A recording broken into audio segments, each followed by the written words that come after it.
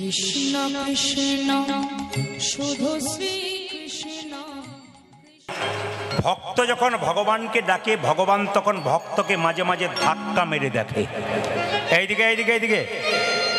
যারা বসতে জায়গা পাচ্ছেন না, দাঁড়িয়ে আছেন, যারা বসে আছেন হাঁটু ব্যথায় কষ্ট পাচ্ছেন, আজকে অনেকে যদি হাঁটু ব্যথায় কষ্ট পান অথচ কীর্তন শোনেন, ভগবান ওটা দিয়েও দেখছে তুমি কতক্ষণ বসে থাকতে পারো। আজকে তোমাকে একটু চাপ দেব। এই চাপের মধ্যে যদি কেউ কীর্তন শুনতে পারে তবে তার লাভ আছে। মা সবাই তাকাবেন আমার দিকে। এখন ধাক্কা কিরকম?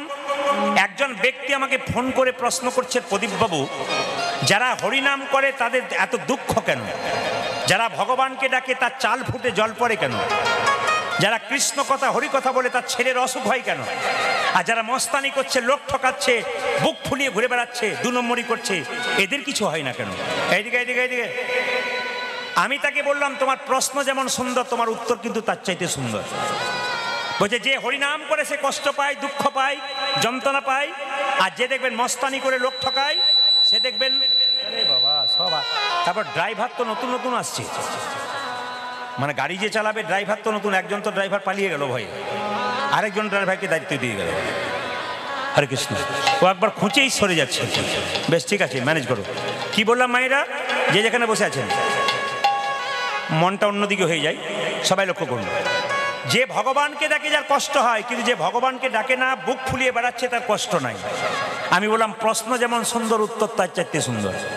জন্মের পরে ভগবান সবাইকে 2টো কলসি দিয়েছে, একটা পাপের কলসি, একটা পুণ্যের কলসি। যারা বুক ফুলিয়ে ঘুরে বেড়াচ্ছে, লোক ঠকাচ্ছে, মস্তানি করছে, বুঝে নেবেন পাপের কলসি দিন পূর্ণ হবে, রাস্তায় কুকুরের মতো তার মৃত্যু হবে, আপনারা দেখতে পাবেন। কিন্তু যারা খুব কষ্ট পাচ্ছে, দুঃখ পাচ্ছে, তাদের পুণ্যের কলসি এখনো পূর্ণ হয় নাই। যেদিন পুণ্যের কলসি পূর্ণ হবে সেদিন নিতাই গৌর হরি বল বলে প্রাণ গোবিন্দের চরণে আপনার জায়গা। ওই জন্য মায়েরা, যে মদ খায়, আস্তে আস্তে, যে মদ খায় সে যখন খায় তখন বড় আনন্দ পায়। আনন্দ পেতে পেতে পেতে পেতে লাংস, কিডনি, লিভার সব নষ্ট হয়ে যায়। আনন্দ পেতে পেতে নিরানন্দের সাগরে পৌঁছায়। কিন্তু হরিনাম এমন একটা মদ, এ প্রথমে আনন্দ পাওয়া যায় না, আনন্দ পেতে পেতে পেতে পেতে একদিন পরমানন্দ গোবিন্দের চরণে লাভ। এই জন্য বারবার বলবো, যত নাম শুনবেন, যত কীর্তন করবেন, তত আপনার আনন্দ বাড়বে। উনি বাড়ি ফিরে গেলেন, ছোট্ট গোপীনাথের মন্দির তৈরি করলেন, মন্দির শুনবেন। আপনাদের কাছে একটা নিবেদন রইল, ডাইনিং রুম করবেন, বেডরুম করবেন, বাড়ির সব রুম করবেন, কিন্তু ভগবানের রুম একটা করবেন। এখন প্রায় জায়গাতে কীর্তন করতে গেলে মানুষ আমাকে ফোন করে বা কোনো সময় জানতে চায়, দাদা ভগবানের মন্দিরটা কোন জায়গায় করব? ভগবানের মন্দির করবেন সবসময় ঈশান কোণে, করতে পারলে খুব ভালো। দেখুন, জ্যোতিষশাস্ত্র যারা পড়ছেন বা জ্যোতিষশাস্ত্র যারা পড়ে বা জ্যোতিষ নিয়ে আলোচনা করে, একটা ছোট্ট কথা আপনাদের বলে যায়, টিপস। ঈশান কোণে যেন কোনোদিন কোনো ক্রমে বাথরুম না হয়। ঈশান কোণে যদি আপনি বাথরুম করতে পারেন, তাহলে একবার 100% আপনাকে গ্যারান্টি দিলাম, জ্যোতিষশাস্ত্র বলছে আপনার ভালো কাজ কোনো মতেই হবে না, হতে হবে না। এই যে যারা নতুন বাড়ি করবেন তাদের বলবো, ঈশান কোণে কিন্তু বাথরুম নয়, ঈশান কোণে ভগবানের মন্দির তৈরি করবেন। অনেক জায়গায় যাই, কিছু মনে করবেন না, অনেক জায়গায় যাই তো দেখতে পাই যে দরজা ঢুকবার আগেই রাধাকৃষ্ণের মূর্তি এঁকে দিয়েছে। আমাকে বলে, দেখুন দাদা, দরজার সামনে রাধাকৃষ্ণের মূর্তি এঁকে দিলাম। বললাম, ভাই কিছু মনে করবেন না, খুব ভালো লাগলো দেখে, কিন্তু যখন প্রচণ্ড পাথর হয়, বৃষ্টি হয়, আপনি কোথায় থাকেন? বলে, আমি তো ঘরের ভেতরে থাকি। আর উনি কোথায় আছেন? বলে, উনি তো ওইখানে আছেন। উনি দিব্যি পাথর খাক আর জলে ভিজুক, আর আপনি ঘরের ভেতরে বসে থাকুন। মানে কত বড় অন্যায় আমরা করছি দেখুন। বাইরে রাধা গোবিন্দের মূর্তি করেছি, কিন্তু কোনো সাবানিধি নাই, বৃষ্টি পাথর সব কিছু হচ্ছে, কোনো অসুবিধা নেই। অনেকে আবার বলছে, একবারে 3 তলার ওপরে মন্দিরটা করে দিয়েছি, ভগবান ওপরে, আমি নিচে। আমার নিচু তলায় আপনি তো এসি করেছেন, ওপর তলায় তো কিছু করেন নাই। ভগবান দিব্যি গরমে ভোগ করুক, আর তুমি আপনার এসি থাকো। আবার অনেকে দেখতে পাই সিঁড়ির নিচে একটু ফাঁকা জায়গা থাকে, ওখানে মন্দির করে। বলে, কেন? ভগবানের তো জায়গার প্রয়োজন হয় না, দিব্যি ওপর দিয়ে চলছে আর ভগবান নিচে বসে আছে। আমাদের মনটা কত ছোট বুঝতে পারছেন তো? আমরা কোন জায়গায় যাচ্ছি? অথচ দেখবেন সবচাইতে লজ্জার ব্যাপার, ভগবানের মন্দিরে গিয়ে শুধু চেয়েই যায়। রাস্তা দিয়ে যাচ্ছেন, সামনে একটা শিব মন্দির, শিবের কাছে প্রার্থনা করছেন মেয়ের বিয়ে হোক, ছেলের চাকরি হোক, কিন্তু মন্দির ফেটে যে বাবার মাথায় জল পড়ছে এদিকে কেউ তাকাচ্ছে না। তার প্রতি লক্ষ্য শূন্য, কিন্তু আমাদের লক্ষ লক্ষ বাসনা, আমাকে এই দাও, আমাকে সেই দাও। যে মালিকের অধীনে আপনি চাকরি করবেন বা কাজ করবেন, আপনাকে সেই মালিকের কথা ভাবতে হবে। শুধু মালিক আপনার কথা ভাববে তা নয়। আপনি যত মালিকের কথা ভাববেন তত মালিক কিন্তু আপনার কথা ভাববে। ওই জন্য বারবার বলবো, চলতে ফিরতে খেতে শুতে ভগবানের নাম করুন, জীবনে যদি শান্তি পেতে চান। মায়েরা, এই সংসারে ছেলে মেয়ে যারা আছে, আপনার কর্তব্য কর্ম করতে হবে। সংসার মানে কি? সং মানে কি? সাজা। আর সার মানে কি? কৃষ্ণচরণ। সংসারে মা সাজবেন, বাবা সাজবেন, কাকা সাজবেন, সার কি? কৃষ্ণচরণ। ছেলে মেয়ে বড় হবে, আপনাকে এক পাশে ফেলে দিতে পারে, ভগবান আপনাকে ফেলবে না। ভগবানের সঙ্গে সম্পর্ক করবেন, ভগবান আপনাকে ঠিক জায়গাতে রাখবে। এই জন্য বারবার বলবো, কীর্তন যখন শুনবেন আপনার মন দিয়ে শুনবেন, আগ্রহ করে শুনবেন, জীবনে কিছু নিয়ে যাবেন। আপনি 3 ঘন্টার কীর্তন শুনবেন, আপনি ইচ্ছা করবেন না আমি কি পেলাম। এই যে সবাই লক্ষ্য করুন মায়েরা, মুকুন্দ সরকার আর নরহরি সরকার যখন দাঁড়িয়ে আছে, তখন শিবাসকে বলছে মহাপ্রভু, শিবাস, ওদের মধ্যে যে ছোট ভাই তাকে বলে দাও সে আমার সঙ্গে সারা জীবন থাকবে, আমি তাকে কৃপা করলাম। আর যে বড় ভাই তাকে বলে দাও সে আমার 100 জন্ম কৃপা পাবে না। মায়েরা শুনতে পাচ্ছেন? সাউন্ডটা একটু ওদের দিকে দাও, সাউন্ডটা ওদের দিকে দাও। বলছে যে বড় ভাই সে 100 জন্ম কৃপা পাবে না, আর যে ছোট ভাই সে সারা জীবন আমার সঙ্গে থাকবে আর হরিনাম করবে। শিবাস এসে বলছে, তোমাদের মধ্যে ছোট ভাইকে? আমার নাম হলো নরহরি সরকার, আমি ছোট ভাই। তোমার জন্য প্রভু বলেছে তুমি সারা জীবন প্রভুর সঙ্গে কীর্তন করবে, হরিনাম করবে আর থাকবে। বড় ভাই বলছে, আমার জন্য কি বলেছে? তোমার জন্য বলেছে তুমি 100 জন্ম সঙ্গ পাবে না, 100 জন্ম কৃপা পাবে না। যেই না বড় ভাইকে বলেছে তুমি 100 জন্ম সঙ্গ পাবে না, কৃপা পাবে না, অমনি বড় ভাই নাচতে শুরু করেছে, জয় গৌর জয় গৌর জয় গৌর। শিবাস মনে মনে ভাবছে লোকটার মাথা খারাপ হয়ে গেল বোধহয়। বলে কেন? মহাপ্রভু বললে 100 জন্ম কৃপা হবে না, এই জন্য হয়তো সে জয় গৌর বলে নাচছে পাগলের মতো। সঙ্গে সঙ্গে শিবাস মুকুন্দকে বলছে, মুকুন্দ, এই আমাকে যদি বলতো না যে তুমি 100 জন্ম কৃপা পাবে না, আমি তো 20কে আত্মহত্যা করে দিলাম। এই কথা শুনে মুকুন্দ বলছে, শোনো শোনো শিবাস, প্রভু যদি বলতো কোনো জন্মে সঙ্গ পাবো না, তাহলে না হয় আমি 20 খেয়ে আত্মহত্যা করে দিতাম। প্রভু বলেছে 100 জন্ম সঙ্গ পাবো না, 100 জন্ম না হয় গৌর গৌর বলে কেঁদে বেড়াবো। যখনই 100 জন্ম পেরিয়ে যাবে, 101 জন্মে প্রভুর সঙ্গ পাবো। এক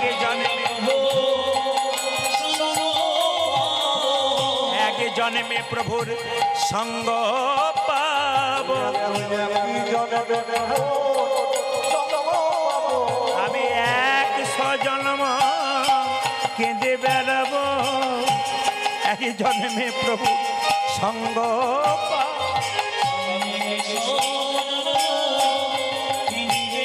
101 জন্মে প্রভুর সঙ্গ, আমি 100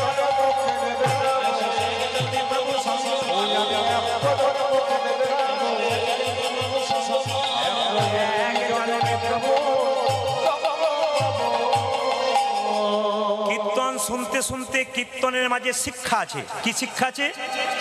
মুকুন্দ সরকার বলছে 100 জন্ম হয়তো কেঁদে বেড়াবো, কিন্তু 101 জন্মে তো গৌর কৃপা পাবো। 100 জন্ম আমি গৌর বলে কাঁদবো, 101 জন্মে তো পাবো। 3 ঘন্টার কীর্তন শুনতে এসে হাঁটু ব্যথা হয়, 6 বার উঠতে হয়। ধৈর্য যার নাই ভগবান তার নাই, ধৈর্য যা আছে ভগবান তার আছে। মহাভারতের দিকে তাকান, 100 ভাইয়ের দাদা দুর্যোধন চঞ্চল ছিল, উনি ভগবান হারালেন। আর পঞ্চপাণ্ডবের দাদা যুধিষ্ঠির স্থির ব্যক্তি ছিলেন, উনি ভগবান পেলেন। তাই কীর্তন শুনতে শুনতে যিনি যুধিষ্ঠিরের মতো স্থির চিত্তে থাকবেন তিনি গোবিন্দের কৃপা পাবেন, আর যিনি দুর্যোধনের মতো চঞ্চল হয়ে যাবেন তিনি গোবিন্দ হারাবেন। মুকুন্দ সরকার কাঁদছে 100 জন্ম কৃপা পাবে না বলে। ছোট ভাইকে কৃপা করলো, তাকে কৃপা করলো না। মহাপ্রভু সব সইতে পারে, কিন্তু ভক্তের চোখের জল সইতে পারে না। মুকুন্দ যখন চোখের জলে ভাসছে, মুকুন্দকে ডেকে বলল, মুকুন্দ তুমি কাঁদছো কেন? প্রভু, আমার ভাইকে তুমি কৃপা করলে, আমাকে তুমি কৃপা করলে না। সঙ্গে সঙ্গে মহাপ্রভু কতগুলো বাণী বললো, কি সুন্দর বাণী দেখুন। শোনো মুকুন্দ, এ সংসারে যারা বড় ভাই হয় তাদের দায়িত্ব সবচাইতে বেশি হয়। এ সংসারে যারা বড় বউ হয় তাদের দায়িত্ব সবচাইতে বেশি হয়। কেন না, বনের মধ্যে বড় বড় গাছ যেমন ছোট ছোট গাছগুলোকে ঝঞ্ঝা থেকে রক্ষা করে, এই সংসারে বড় ভাই আর বড় বউ যারা হয় অনেক কথা শুনতে হয়, তবু ছোটদেরকে একটু ভালোবাসার দ্বারা রাখতে। তোমার ভাইকে আমার সঙ্গে রাখলাম, তুমি চলে যাও শ্রীখণ্ডে। কেন জানো? তোমরা দু ভাই মিলে যে কীর্তন করতে চলেছো, তাই সবাই বাড়ির না খেয়ে মরবে, আর কেউ হরিনাম করবে না। তাই তোমার ভাইকে আমার সঙ্গে রাখলাম আর তোমাকে শ্রীখণ্ডে পাঠিয়ে দিলাম। তবে সোনা মুকুন্দ, তোমার তো কবিরাজি চিকিৎসায় খুব একটা নাম ছিল না, তোমার মাথায় হাত দিয়ে আশীর্বাদ করলাম, তুমি কাল থেকে গিয়ে বাড়িতে যাকেই চিকিৎসা করবে তারই রোগ ভালো হয়ে যাবে। মুকুন্দ সরকার বলল, প্রভু আমি যাকে চিকিৎসা করবো তারই রোগ ভালো হয়ে যাবে? হ্যাঁ গো, আমি তোমাকে আশীর্বাদ করলাম। মায়েরা কিছু মনে করবেন না, কীর্তন যে শুনছেন, সম্পর্ক রাখছেন ভগবানের সঙ্গে, একদিন আপনার লাভ হবে। ভগবান বলছেন আমার সঙ্গে সম্পর্ক করো, সম্পর্ক টিকবে। এই বাস্তবে কারোর সঙ্গে সম্পর্ক করবেন, সম্পর্ক নষ্ট হয়ে যেতে পারে। আপনি রাত্রি 12টার সময় আমার বাড়ি গেলেন, আমাকে 10 লাখ টাকা চাইলেন, কথার মানে বলছি, আমি কিন্তু দিলাম না, কারণ আপনার সঙ্গে পরিচয় নেই। কিন্তু পরিচয় যদি থাকে আমি জান প্রাণ দিয়ে দেবো। কেন? আপনার সঙ্গে আমার সম্পর্ক আছে, সম্বন্ধ আছে। ভগবানের নাম কোনদিন করলেন না, বিপদের দিনে ভগবানকে ডাকলেন, ভগবান আপনাকে দেখা দেবে কেন, কৃপা করবে কেন? এই জন্য ভগবানের সঙ্গে সম্পর্ক তৈরি করুন, দেখবেন ভগবান ঠিক সময় আপনাকে কৃপা করবে। ও মুকুন্দ, তোমাকে আশীর্বাদ করলাম, তুমি বাড়ি গিয়ে যাকেই চিকিৎসা করবে তারই রোগ ভালো হয়ে যাবে। তবে শুনে রাখো, তুমি শ্রীখণ্ডে ফিরে যাও, একটা গোপীনাথের মন্দির তৈরি করো, জীবের দ্বারা হরিনাম দাও, আর গরিবের চিকিৎসা করো, বড় লোকের চিকিৎসা করা দরকার নাই। ফিরে যাও, ফিরে যাও, শ্রীখণ্ডে ফিরে যাও।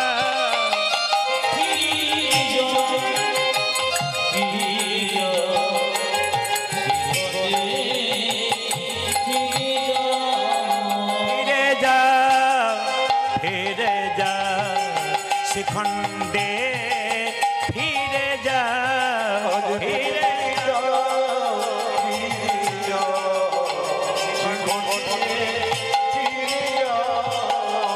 তুমি দাঁড়ে দাঁড়ে গিয়া চরণে ধরিয়া, দাঁড়ে দাঁড়ে গিয়া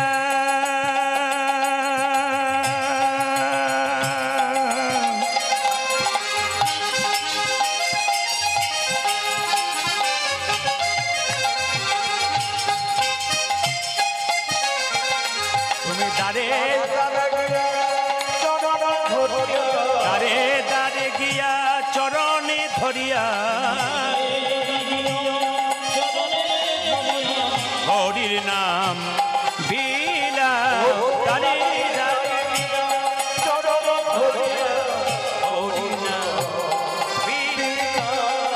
ফিরে যাও, ফিরে যাও, শ্রীখণ্ডে ফিরে যাও, ফিরে যাও।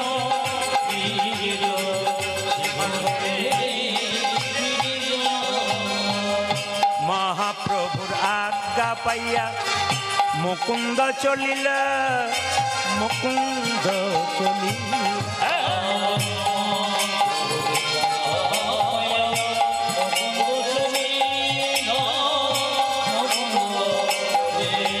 মহাপ্রভুর আজ্ঞা পাইয়া মুকুন্দ চলিল, মুকুন্দ চলিল।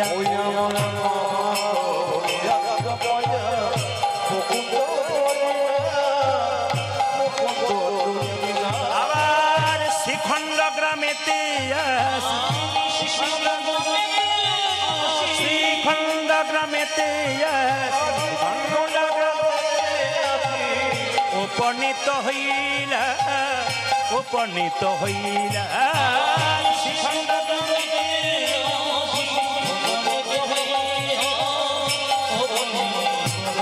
বল বল হরি বল, বল বল হরি, বল বল হরি বল, বল বল বল বল। গোপীনাথ জিউ কি, গোপীনাথ জিউ কি। এখানে ছোট্ট একটা কথা বলে যাই, মুকুন্দ সরকার প্রতি একাদশী করত। যেদিন বাড়ি ফিরে গেল সেদিন একাদশী পড়লো, এবং সেই একাদশীটা হলো মোক্ষদা একাদশী, যেটা আগামী 14 তারিখে, 14 কি পড়ছে অগ্রহণ, কিন্তু মোক্ষদা একাদশী পড়ছে সোমবার। সেই একাদশী পড়েছে কিন্তু আমি আপনাদের সামনে বলবো কারা কারা একাদশী করেন হাত তুলুন তো। এতজন করেন, বাহ। হ্যাঁ, কাকু আমাকে বলেছে যে আমার এলাকাতে ভক্ত কিন্তু খুব অনুরাগী, খুব ভাবের ভক্ত, খুব ভালো মানুষ কিন্তু এরা কিন্তু খুব কীর্তন শোনে। না না, আপনাদের এলাকায় আমি এই বসিরহাটে একটা কি যেন মন্দির আছে, ওখানে আমি পরপর 3 বার করে গিয়েছিলাম।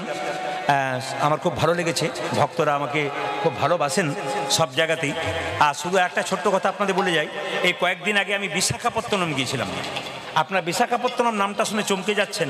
বিশাখাপত্তনম থেকে আমাকে নিয়ে গিয়েছিল মালকানগিরি, মানে উড়িষ্যা পড়ছে আর কি, মালকানগিরি। তো সেই পাহাড়ে 400 কিলোমিটার উপরে বিরাট বড় বড় পাহাড়, সেই পাহাড়ের ওপরে কীর্তন হচ্ছে, প্রচুর মানুষের বাস, নদী নালা সব কিছুই রয়েছে ওখানে, বাঘ ভালুকের জায়গা। তা আমার গান দিয়েছিল প্রথম দিন রাত্রি 8টা, কয়েকদিন আগে যে বৃষ্টিটা ঝড়টা উঠবার কথা, সেই সময় আমি ওখানেই ছিলাম। সরকার থেকে বলে দিল যে আর হবে না, আপনি কীর্তন বন্ধ করুন, কমিটিকে বললো। কিন্তু কমিটি বললো ঠিক আছে, চেষ্টা করি গোবিন্দের কৃপা কী হয়। তো বিশ্বাস করবেন না, এত গাড়ি ঘোড়া এসেছে, এত ভক্ত এসেছে, 15 থেকে 20 হাজার ভক্ত। বলে আপনার ইউটিউবে কীর্তন শুনে দেখুন চুপচাপ বসে আছে। ওদের একটা বিশেষত্ব দেখলাম, খুব ভালো লাগলো। সেটা কি জানেন? প্রত্যেকে একটা করে আসন এনেছে, একটা করে জলের বোতল নিয়েছে, চুপচাপ আসনটা নিয়ে জলের বোতলটা নিয়ে চুপচাপ বসে আছে। আর আশ্চর্যের ব্যাপার, কেউ কারোর দিকে তাকাচ্ছে না, চুপচাপ মাথা নিচু করে বসে আছে। যখন একটা প্রেমের কথা বলছি, আবেগের কথা বলছি, তখন মাথা নিচু করে একবার নিতাই গৌর হরি বল বলে হাত তুলছে। আশ্চর্যের ব্যাপার, কোনো মানুষে 15-20 হাজার মানুষ, কারোর সঙ্গে কোনো গল্প নেই, একবার চুপচাপ স্থির কীর্তন শুনছে, বাচ্চা থেকে বয়স্ক পর্যন্ত। এই অভিজ্ঞতার কথা আপনাদেরকে বললাম। আপনাদের কাছে নিবেদন রইল, যদি কিছু নিতে পারেন, সেই বৈশিষ্ট্যটা আপনাদের জীবনে কাজে লেগে যেতে পারে। তো একাদশীর কথা যখন বললাম, মানে মোক্ষদা একাদশী, এই দিন কিন্তু ভগবান, শুনে রাখুন, এই যে 14ই অঘ্রাণ মোক্ষদা একাদশী, এই দিন ভগবান শ্রীকৃষ্ণ অর্জুনকে গীতার জ্ঞান দিয়েছিলেন। মোক্ষদা একাদশীর দিনে ভগবান শ্রীকৃষ্ণ অর্জুনকে গীতার জ্ঞান দিয়েছিলেন। তাই আগামী মোক্ষদা একাদশীর দিনে আপনারা অন্তত গীতা পড়বেন, কিছু পড়তে না পারুন একটা শ্লোক পড়বেন। অনেকে প্রশ্ন করবেন গীতার শ্লোক যদি ভুল হয়ে যায়, আমি আপনাদের বললাম কোনো অসুবিধা নেই, আপনি গীতার শ্লোক ভুল পড়বেন, তবু পড়তে শুরু করবেন। বলে কেন? লাইনে দাঁড়ান, তবে তো ডাক্তার পাবেন। আর দ্বিতীয় কি, দস্যু রত্নাকর রাম বলতে পারে নাই, মরা মরা বলতে বলতে একদিন রাম বেরিয়েছিল। আপনি ভুল বলতে বলতে একদিন ঠিক করবেন। একটা বাচ্চা ছেলে সাইকেলে চাপে, প্রথমে কিন্তু সিটে চেপে যায় না, প্রথমে হাফ প্যাডেলে যাবে, তারপর সিটে যাবে। আপনি শিখুন, শিখতে শিখতে শেখা, না চলতে চলতে বলা, চলতে চলতে চলা, গাইতে গাইতে গলা, এগুলো নিয়ম। এই জন্য অভ্যাস করুন আপনার গীতা পড়তে।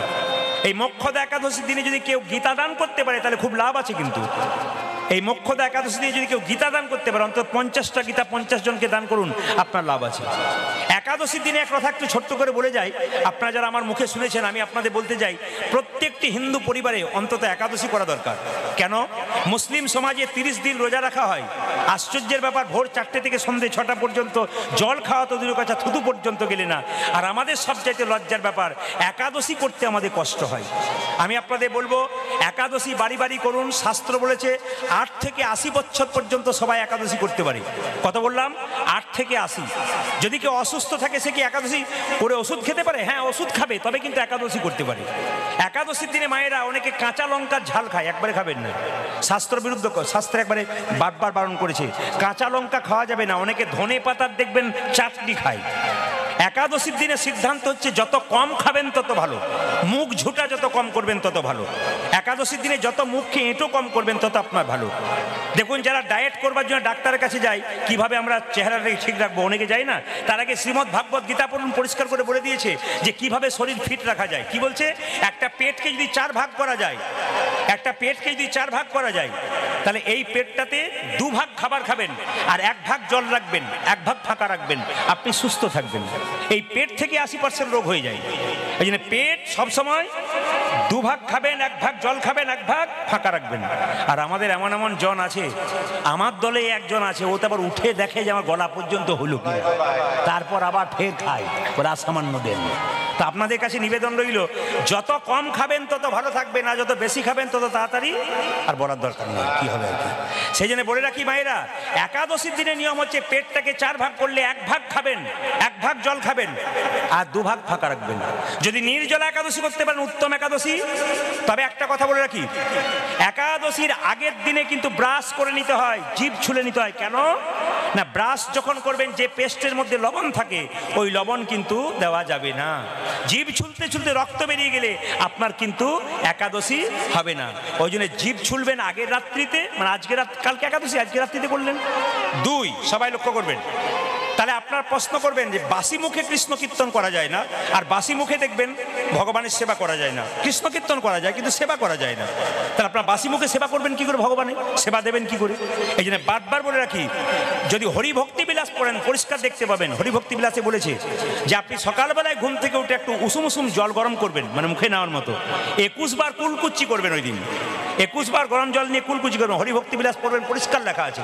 সকালবেলায় কি দন্ত ধাবন করতে হয়, কি করতে হয়? 21 বার কুলকুচি করতে হয়। আর যদি আপনি ট্রেনে বাসে যাচ্ছেন, আচমন করার আপনার জন্য জল নেই, হতেই পারে এমন সময় হয়, তো হরিভক্তি বিলাস একটা সুন্দর কথা বললো যে ডান কানে 3 বার ডান হাতটা ঠেকিয়ে হরে কৃষ্ণ নাম করবেন, ব্যাস আপনার আচমন কিন্তু হয়ে যায়, যদি জল আপনার কাছে না থাকে। তবে বলে রাখি মায়েরা, যদি নির্জলা একাদশী করেন, হ্যাঁ ওই দিন আপনারা অন্ন খাবেন না কেন, পঞ্চশস্য খাবেন না কেন? পাপ আর পুণ্যের কথা সবাই জানে, অন্যায় করলে পাপ হয়, ভালো কাজ করলে পুণ্য হয়। কিন্তু পাপ বলছে পুণ্যকে সব ভালো জায়গা দিয়েছো গোবিন্দ, আমাকে একটা ভালো জায়গা দাও। বলছে ঠিক আছে তোকে একটা ভালো জায়গা দিলাম, বলে কোথায়? অন্নের মধ্যে তুই থাকবি, অন্নের মধ্যে। সঙ্গে সঙ্গে পুণ্য পাপ বললো অন্নের মধ্যে থাকলে কলির জীব তো অন্নগত প্রাণ, তা তো অন্ন খাবে, তাহলে খাবে না তো, তারা তো ছাড়বে না, খাবেই, তাহলে আমি থাকবো কি করে? বলছে না, মাসে 2 দিন অন্নের মধ্যে থাকবি। কোন দিন কোন দিন? যেদিন একাদশী, ওই দিনটা ভগবানের বার। রবিবার সোমবার তো আলাদা বার হয়ে গেল, কিন্তু ভগবানের বার হচ্ছে একাদশী বার। একাদশীর দিনে পাপ কিন্তু অন্নের মধ্যে থাকে। যখনই একাদশীর দিনে কেউ অন্ন খাবেন, পরিষ্কার জানবেন আপনি পাপ খাচ্ছেন, কেন? পাপ তার মধ্যে বর্তমান আছে। যদি আপনার ভেতর ধর্মচিন্তা আছে, ভগবানকে ভালোবাসেন, বারবার বলবো একাদশীর দিনে যদি সামর্থ্য হয় শরীরে একাদশী করবার, তাহলে আপনি একাদশী করুন, অন্তত অন্ন খাবেন না, বাড়ির কাউকে অন্ন খাওয়াতে দেবেন না। একদিন না খেলে মরে না, অনেক কিছু খাওয়া যায়। কি খাওয়া যায়? নির্জলা একাদশী করলে উত্তম একাদশী। নির্জলা যদি না হয়, শরীরে না ক্ষমতা কুলোই, আপনি কি করবেন? ফল খাবেন, সবজি খাবেন, কাঁচা কলা, কুমড়ো, পেঁপে, সূর্যমুখী তেল দেবেন, সাদা তেল যেটা বলছে। আর কি দেবেন মায়েরা? সরিষার তেল মাখতে পাবেন না, সরিষার তেল খেতে পাবেন না, সন্দক লবণ খেতে হবে আপনাকে, সামুদ্রিক লবণ খাওয়া যাবে না। এগুলো তো আপনারা সবাই জানেন, একটু সংক্ষেপে টাচ দিয়ে দিলাম। কিন্তু একটা কথা বলি, এই গত উৎপন্না একাদশীতে আমি মালদাতে ছিলাম, যার বাড়িতে মাসা তিনি বললেন একাদশী করবেন বাবা? বলে হ্যাঁ হ্যাঁ করেছি তো। আচ্ছা ঠিক আছে, কোনো অসুবিধা নেই। উনি 2 গ্লাস দুধ, 2 থালা ফল, 2 থালা তরকারি, আরও সব নানা রকম দিয়েছে। বলছে বেশি কিছু করতে পারলাম না। বললাম এইরকম যদি করেন তাহলে প্রতিদিন একাদশী করবো, কোনো দিন ছাড়বো না, আমি অন্ন খাবোই না। আসলে মায়েরা, নির্জলা একাদশী করলে উত্তম একাদশী, ফল সবজি দুধ খেয়ে করলে মধ্যম একাদশী। আর আমাকে যে একাদশী করেছিল ওটা উত্তম নয়, মধ্যম নয়, ধমাধম একাদশী। তাই কেউ ধমাধম একাদশী করবেন না, উত্তম আর মধ্যম করার চেষ্টা করবেন। বলুন মোক্ষদা একাদশী কি? মোক্ষদা একাদশী কি? মোক্ষদা একাদশী কি?